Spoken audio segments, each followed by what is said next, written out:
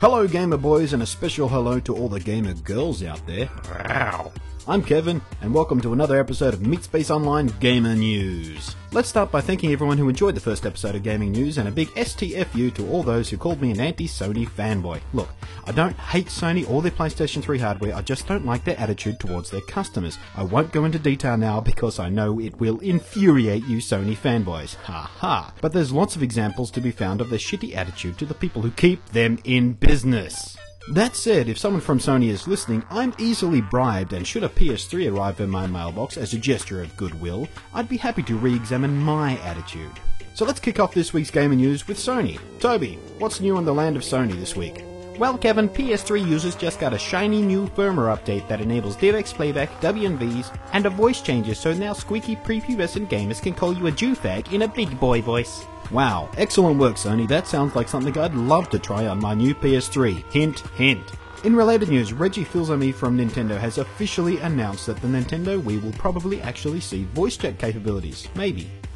Actually, what he says was he wouldn't be surprised to see it. Which would have been exciting news except for the dearth of decent online multiplayer games on the Wii and the horrid and clumsy friend code system we're forced to use. Nintendo, just bite the bullet and steal the live system that Microsoft uses. It's awesome, it works perfectly, and Microsoft can't complain too loudly because they borrow ideas from other companies all the time. And finally, at long last, a new Duke Nukem Forever teaser trailer has hit the internet in a move that has surprised some, but not the rest of us, because we remember the 10-year development cycle of this game that has become the biggest joke in gaming circles. A game that has passed through 3 publishers, has been rebuilt on top of as many 4 different game and physics engines, and is the gaming world's most famous vaporware.